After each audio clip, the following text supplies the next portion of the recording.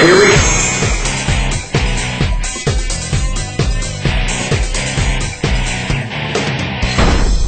Really what we want is an objection. Remember, if a customer is not giving you objections, they're probably not going to buy. Does that make sense? They have to object. They have to object. Objections are nothing but a reason for us to close on the deal. So I really like sold signs. I mean, they can help if it's used properly, if you use it the right way and you know how to do it. How do you feel like those are opinion? Yeah, I like them. If you look at the sold line closing here, it's actually, you can use that with that. All right, let's take a look at page 99. 99. All right, so far, let's look at the process. First, we said that there was a meet and greet. Is that right? After that, it was qualify and build rapport. After we qualify and build rapport, we touched base with the sales desk.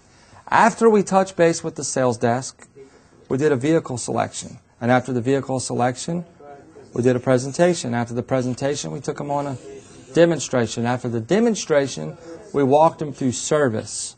Now, after we walk them through service, we already said that at this point here, we're at the belief part. Is that right? What was the first part? And after they like us, they listen. Then they believe.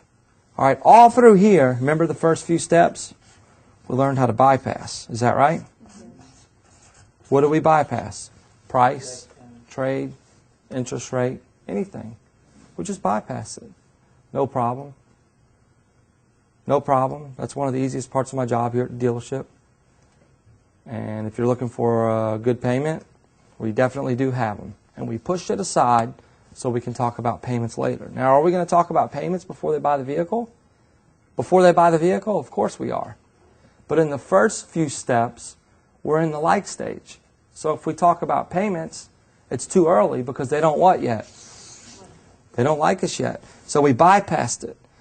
We bypass all the way through here. But when we get in this part at the very end, now they're listening and now they believe. So we've done a good job on our presentation. We sold ourselves. We sold the how to get reestablished on credit. We sold them on our product. We also sold them on the dealership. Remember, we even walked them through service. Now when objections come up, we quit bypassing. We bypass through here. Right around here, we overcome the objection. This is when we handle the objection. Why? Because it's time to close. Bypassing is over. We've already built enough value. Now they liked us. They started to listen. Now they believe us. Now it's time to overcome the real objection, and we need to make sure we flush out the real objection, because a lot of salespeople make the mistake of thinking that the real objection is something that's not real. So let's take a look at it. Page 99. The 5 biggest mistakes most salespeople make handling objections. They create buying objections by skipping one or more of the steps of the sale. We create buying objections by skipping steps. Skipping any of these steps makes closing tougher instead of easier. Management does not require every step to be followed. If management doesn't require every step to be followed, most salespeople don't what? They don't follow it. Salespeople take shortcuts and lose sales. Number 2 says that they don't know how to bypass questions and objections that they don't want to talk about, especially price and equipment objections. They just don't know how to bypass. Number 3, they attack the objections, especially reflex objections, instead of disarming the objection or the situation. You know, we were taught to tell the customer stuff like, well, first you got to drive the car. So we attack it, right? We were all taught that. How much is it? Well, I don't know. First you have to drive it. Or something like that. We attack. And when we attack them early on, it's over. Your chances of overcoming it later are done. So let's look at this. Number 4, a lot of salespeople, a big mistake that they make is they use price to overcome most objections. Even tough price is not the real objection most of the time. Price is like 17th on the list. What was the number 1 reason we said, NADA said that people bought vehicles? Because they liked who? They liked their salesperson. What's 17th on the list? Price. Price is not the objection, but our salespeople give away profit because they don't know how to handle reflex objections or discover the real objection. So in other words, the customer's like, well, it's too much money, we just don't want it right now. And then we go something like, well, if I could get it for less money, would you do it? That's like the most popular close in the car business is probably the weakest close in the car business. That's like a last resort close. A lot of us use it for the first resort close. If I could, would you? And then you get promoted to management when you learn 2 closes. You know what that is? It's if I could, would you? And then you learn would you if I could. Now you have 2. We get promoted to management, right, Ed? That's how we got in.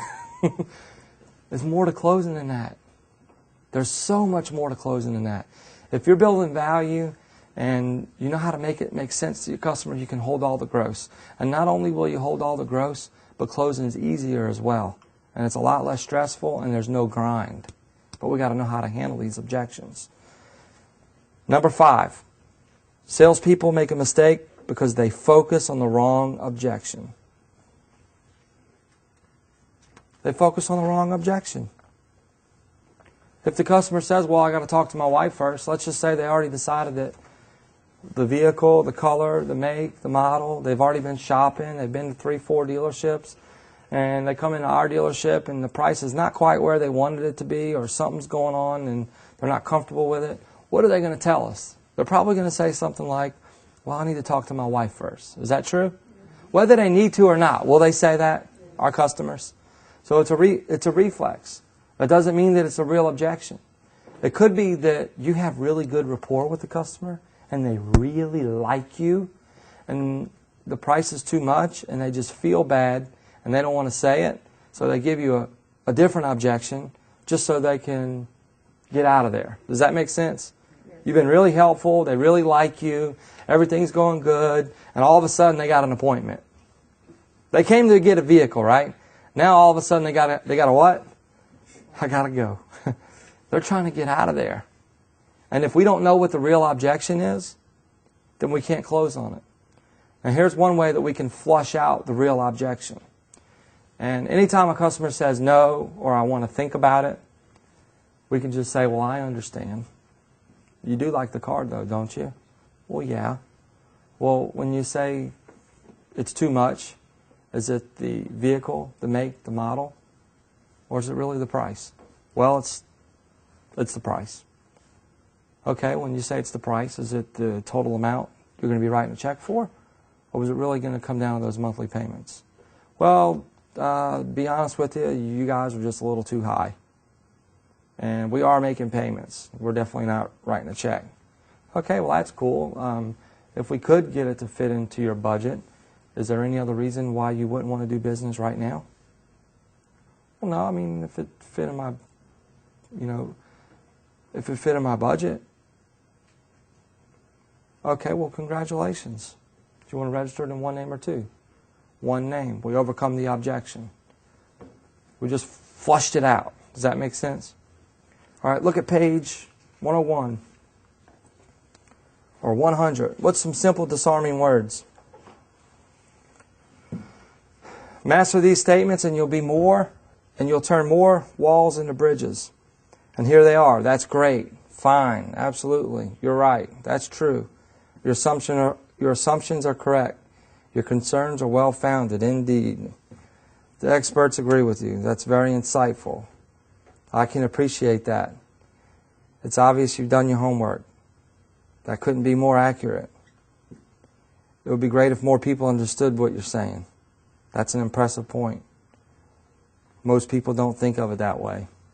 If it doesn't feel comfortable for you to say one, pick one that feels comfortable for you. Not all those are comfortable for me, but you know which ones are for you. We got to have disarming words. Sounds like you've been doing your homework. It's going to save us a lot of time. Those kind of statements will help you to disarm whatever objection or concern that does come up. All right, let's understand objections a little bit more. Before you overcome an objection, you must understand it, determine what it is. Is it a big deal or is it a minor deal? Is it a big deal or is it a minor deal? What's a minor deal?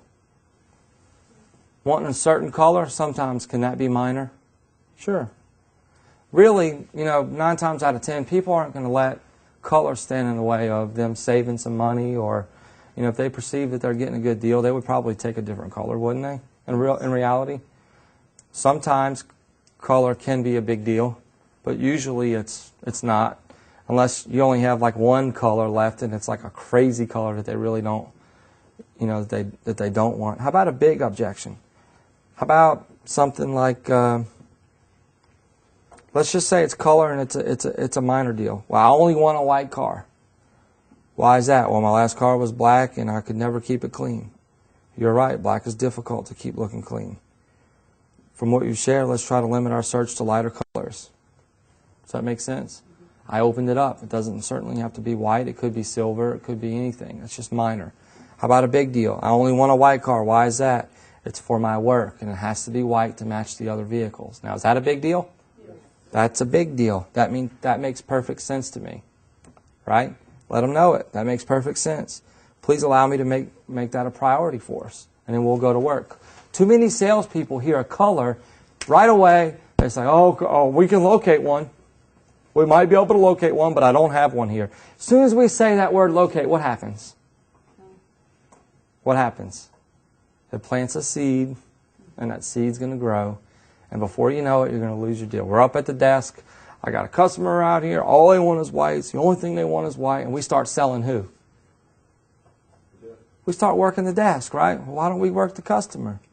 We just got to know how to deal with it. We need to know what's a big objection and what's a minor objection. Look at page 102.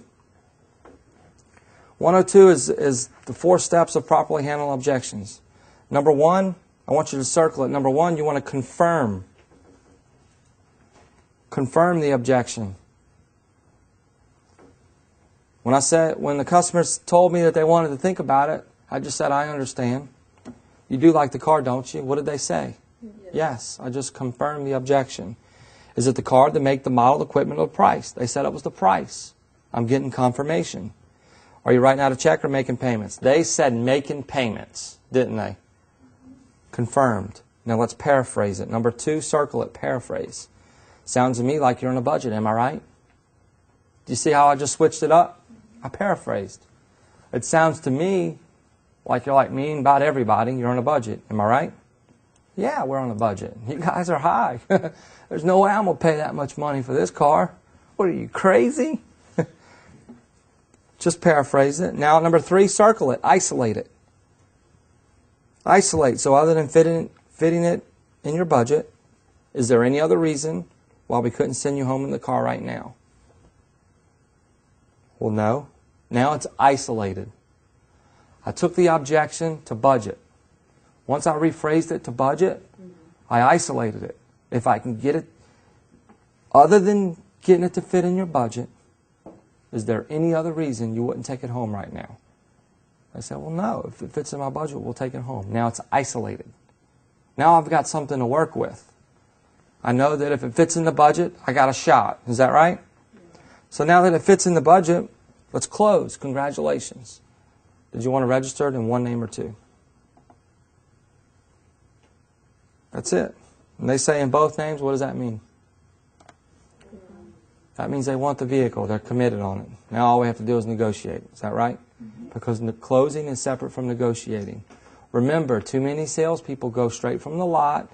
They come inside and they go right to negotiating with a Foursquare or a proposal from the desk. They never make sure the customer's committed. They never flush out the real objection. We end up trying to close on something that's not even the real objection, and the customer's gone. Does that make sense? Or sometimes they're not gone. Sometimes we make the deal, but it ends up being not much profit because we had to do certain things to try to make the deal happen, or we would lose it. Does that make sense? All right, page 103. There's lots of objections on here for you guys to use, and you can use these same 4 steps. You confirm, paraphrase, isolate, and close. It's too much money. I'm going to shop the price. If you look at the bottom of the page there, I gave you some room where you can write out some of the objections yourself.